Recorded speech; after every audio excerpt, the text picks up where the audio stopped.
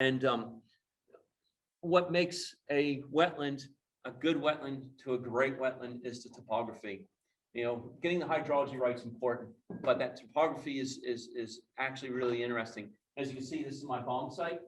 I've got a peninsula here, shorebird foraging areas here, a couple islands. Again, a deep area with a little bit of an island, humps, mounds with little holes to imitate historic what would have been a kankatee or something falling over, and pulled that soil over and left a hole and left a mound there. And we'll plant those up in kangateas as we go. You know, all kinds of things, a little bit of a deep area, a half round island, different shapes, different sizes. The biggest thing I can tell a restored wetland is this is one island on it. And everybody likes an island, you know.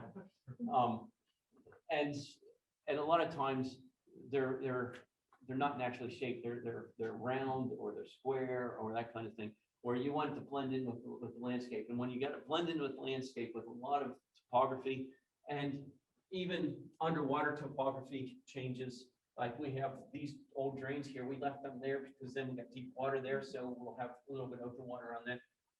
Just makes it look more natural. And by more natural, we get more biodiversity and more plant life, and it looks nicer. That one was 4 points.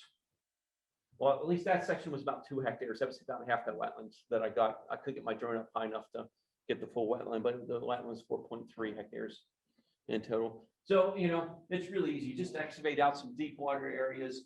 This is where it comes in handy to have your laser level. You can say, all right, I don't want it more than a meter deep, but I want it deep enough that I don't get vegetation here, so I have a little bit of open water.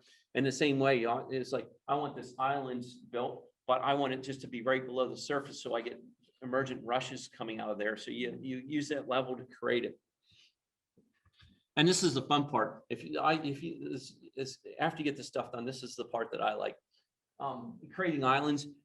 Remember, you're paying for the machinery time, so you use it to max your possibility. So I just have the digger just reach out and pull the stuff into them and back up. And you just keep pulling in around and building his island that way, because I'm maximizing his time. If I was digging, I could have, you know, dug a hole over here and pushed it over there, but then that's more handling the soil. And I want to maximize the time that my digger operator's working. You're just leaving that just loose. I'm leaving that loose. Yep. If I want it at a height that I want it, I'll compact it and then put a little bit of loose soil on top of it for plants. Say if I want it just right below the surface, I might compact it down just to make sure it's right there and won't go down farther than I want it. Humps and mounds, again, to imitate old root systems and that kind of thing. You don't want to walk through my wetlands without knowing where you're going. Because we had a large wetland, I tried to do these shallow scrapes for shorebirds. Again, we had the laser level to know what our depths were, because we were looking at pied stilts as our target species. So we didn't want to make it too deep for the pied stilts, but it'll be used by the egrets and the herons and the spoonbills and stuff. Peninsulas, again, you know, wetlands they're all different odd shapes, and the more edge to water ratio you have, the more diversity you get. Wood, it's just another ending theme. And the more complex wood you have, the better, you know. But once that gets flooded down, those lower ones, the eels will hang out in those lower branches. There's upper ones, the gray teal and kingfishers will sit on there and forage from them. I had the snags.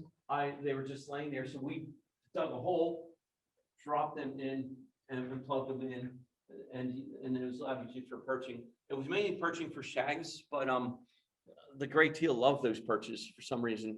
They just sit up on there and deal with it, and kingfishers love it too. When you're building in an area that floods regularly, or you've got older stuff that's or you got new wood that's quite dry, weight it down on one end. Just pack some soil around it to keep it from going. If you're on a floodplain, yeah, make sure you pack in some soil around it to keep it from shifting. Again, 2 square meters per hectare is a minimum.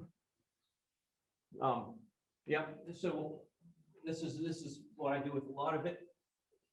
It'll be, the water level is sitting right about here, so it's got a little bit out. The animals can swim right up to it and go up onto it. And you've got space under here for the eels and the cockapoo and that kind of thing. And provide that safety from the kingfishers, the herons and the egrets, which you're providing habitat for. Old stumps, I just flip them in, put them in. The eels really love those things, but even your native fish love it. And the birds sit on it for loafing.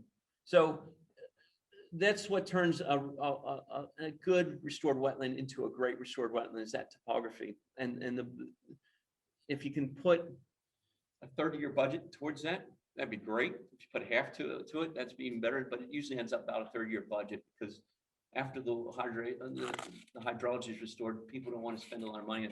And the sky's the limit with it. But I use the natural, as many natural wetlands as I can to look at imitating it. You know, how many stumps, how many humps are around, that kind of thing in it, to just to get an idea. Some of it's an aesthetic appeal, and where do I put islands? Yeah, you just get a feel for it. You just do it, and you learn. You're like, oh, you know, this area actually here is probably a good place to put an island. It's protected from the wind. You know, the other thing, the humps and mounds. If you got a lot of open water, if you got a wetland with a lot of open water, and you got a berm, you get erosion around there. But if you put the humps and mounds, that breaks up the wave action, which is